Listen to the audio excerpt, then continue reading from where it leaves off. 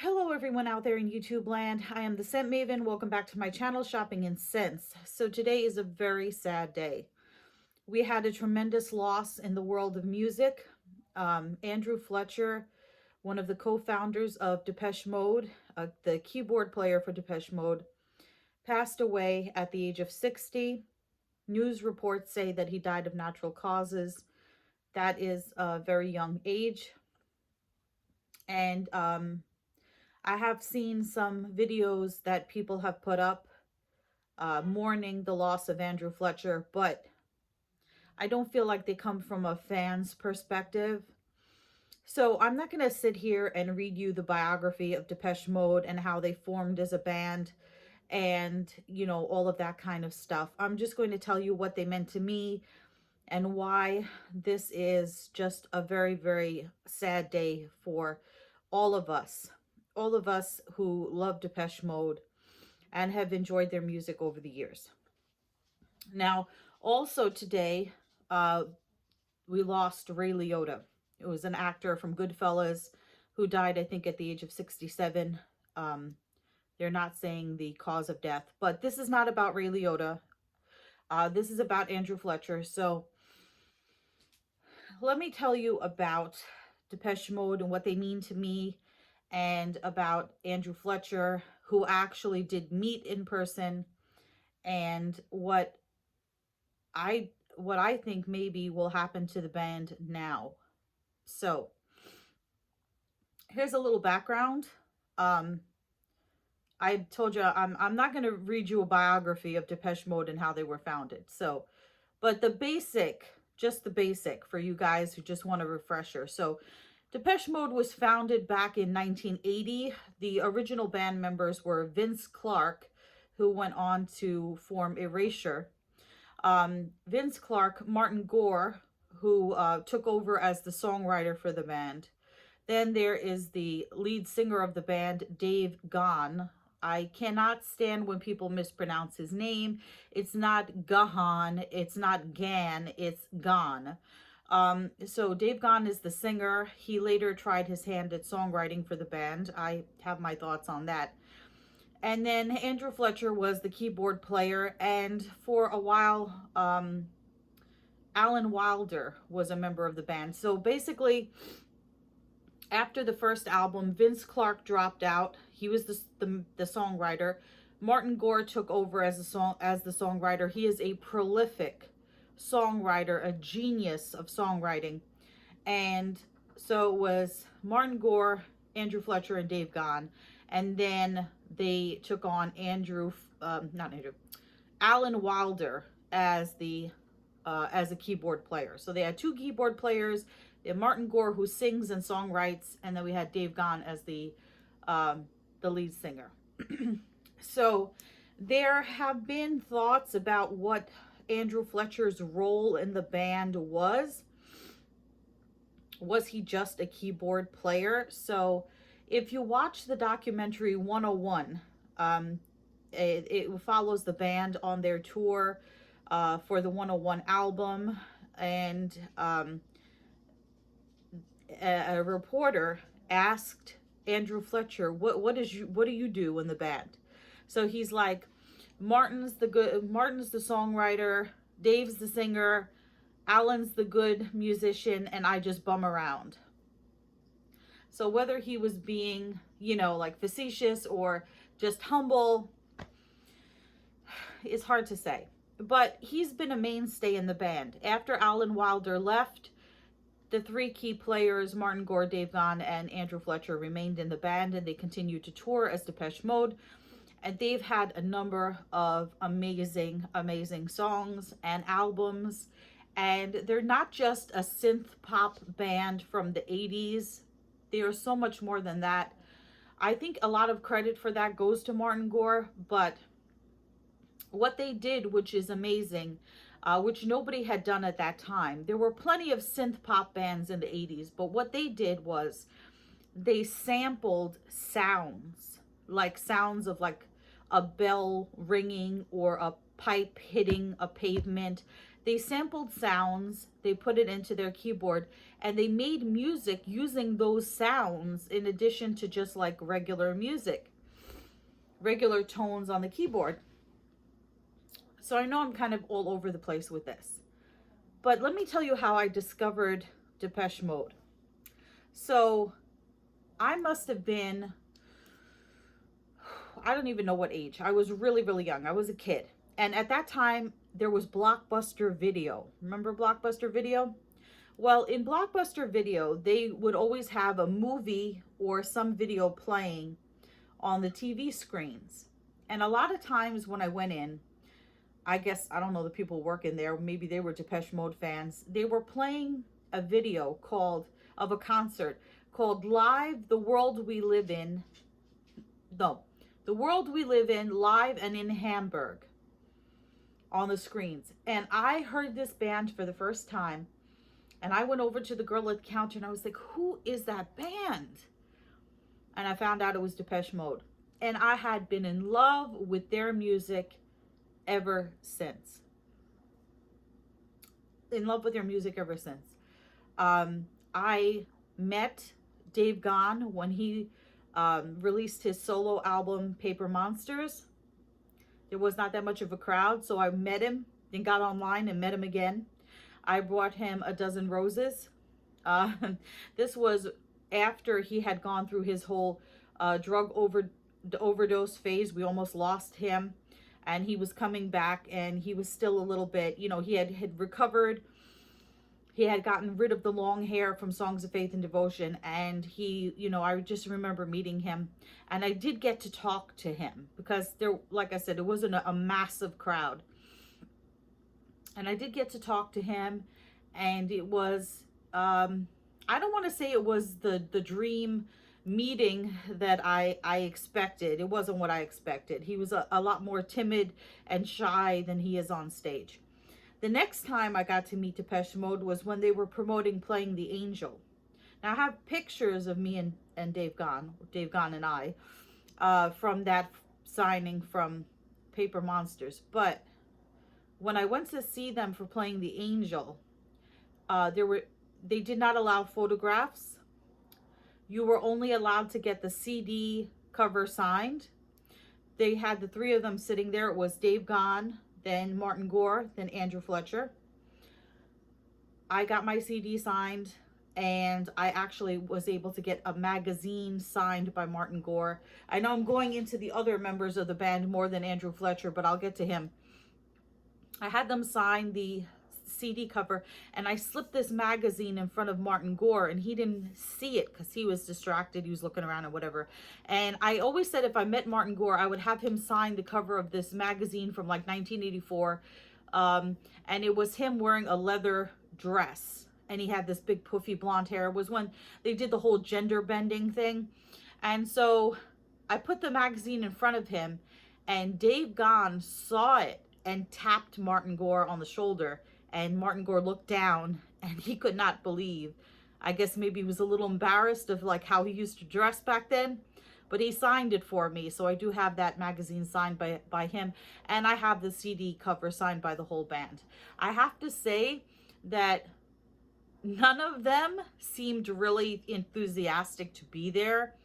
There was a lot of people. I mean, it was a tremendous crowd of people. And, you know, they probably have done over the years since 1980, how many of these autograph signings. But I have to say that Andrew Fletcher seemed a bit cold. He didn't seem very interactive with the fans like Martin Gore and Dave Gahan. At least they were more expressive. Maybe it's because he is a shyer person. He does seem more in the background than the rest of them. If you watch their concerts and their interviews and stuff, he does seem like a reserved person. So that could have been it. But let me tell you how Depeche Mode brings people together. Okay, and this is an absolute true story. I remember, I want to say I met them a couple of times. I think I met them more than once. No, I think I met Dave Gahan more than once. my memory in my old age. But at this particular at this particular signing, I remember the line going around the block, and I forget if it was Tower Records or what was the name of that other record store? Was it HMV? I don't remember what it was. It was a large record store. And there was a line going around the block. And I was sitting there for hours, and this woman,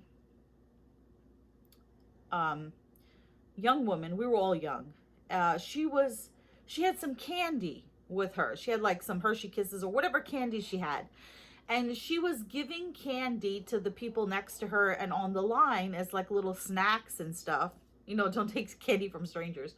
But she was giving out this candy to like sustain us while we were on this super long line.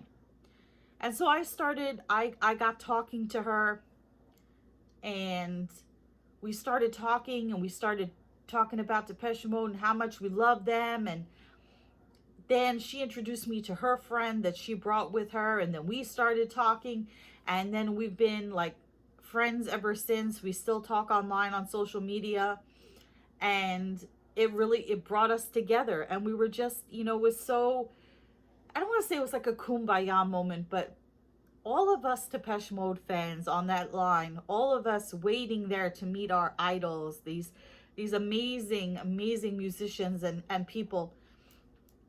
And it's just a wonderful experience. And I now look back on it, and I think to myself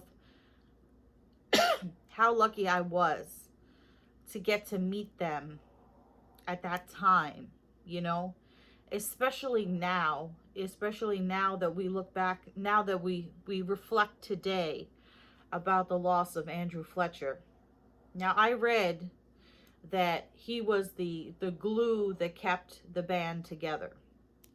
Now, I think what they mean by that, and this might be a guess, is that for a long time, Martin Gore was the songwriter and Dave Gahan was the singer. And then Dave Gahan decided that he wanted to try his hand at songwriting. And I don't think that went over really well with Martin Gore. And the songs that Dave Gahan wrote, and I think the first songs that he may have written, and I could be wrong because my memory fades, were on Playing the Angel. And I don't remember them being as good as Martin Gore. Please forgive my dog snoring in the background. So there may have been some feuding back and forth. Like, we've done this formula, we've had these roles for decades, and now you want to switch it up, and you could ruin us, or who knows what's going to happen, and you want to go on your own and do your own albums. And Dave Gahan had a minor hit with Dirty Sticky Floors, which was a reasonably good song when he did Paper Monsters. So I think Fletch, as they called him, Andrew Fletcher, may have been the glue that did keep them together. And even seeing them in concert many times, Dave Gahan is always the outlandish front man, Martin Gore, he wears sometimes he wears these crazy costumes. I know when he was doing Playing the Angel, he did wear angel wings and kind of stuff, and he does play the guitar and the keyboards, and he does sing. And Martin Gore has a beautiful voice. When I first started listening to Depeche Mode, I was all about Dave Gahan, and I wasn't really into Martin Gore's voice because he sings more like ballads, and he's the backup singer, and I guess he sings when Dave Gahan is like taking a break. But Fletch is always in the background. He's always behind the keyboard. He's never in the front. He's never wearing outlandish costumes. He's just behind the keyboard. But I can't believe he's gone. I can't believe he's not with us anymore. And what does that mean for the future of the band? Now, when guys know I'm a huge fan of the Beastie Boys. My three top bands: Beastie Boys, White Stripes, and Depeche Mode. When MCA passed away from cancer, the Beastie Boys decided not to continue on without MCA. And I think they absolutely made the right decision, because no one could replace MCA. I think In Excess, who is another one of my favorite bands, made a terrible decision when they replaced Michael Hutchence as the lead singer. It just was not the same band. Now, will Depeche Mode continue on as just Martin Gore and Dave Gahan? I don't think they've put out an album since 2017. I know they've done their side projects. Martin Gore, as far as I know, has only done 2 albums, Counterfeit 1 and Counterfeit 2. They're mostly obscure cover songs. I don't know what I want for the future of the band. I don't know what the future of the band will be. It's not the same. It's just not the same. When Alan Wilder left, you could see a difference. There was a definite difference. Even though Alan Wilder was in the background as well, he was a keyboard player. He wasn't out in the front doing outlandish things. I think he did do drumming as well. He did become a drummer for Songs of Faith and Devotion. I think he tried his hand at drumming. I might be mistaken. But when Alan Wilder left, there was definitely a difference. So just because just because Andrew Fletcher was more in the background, doesn't mean now, if Martin Gore and Dave Gahan decide to go on without him, that you won't see a difference. He was definitely a fixture in the band. He was in the band since 1980. So that is that's my bit on Depeche Mode. On Depeche Mode and my history with them. I have loved them for the longest time. I can't tell you a favorite song or a favorite album because there are just too many. Everything from Some Great Reward, which was was the first CD I ever bought in my life, to Songs of Faith and Devotion, Violator, Music for the Masses, Black Celebration, Playing the Angel. People are people. There are just so many. There are so many amazing Depeche Mode songs. And if anything can be taken from this terrible loss that we experience today, it's that maybe people who never knew who Depeche Mode was. Oh, by the way, the word Depeche Mode is French for fast fashion. But maybe what we can take from this is people who didn't know about Depeche Mode before will discover them. And a new generation of fans will arise. And they will see the genius, the absolute genius of this band. Now, I was going to link below some of my favorite songs and videos from Depeche Mode, but there are just so many. I think it would take me forever and a day to do it. Forever and a day to do it. So,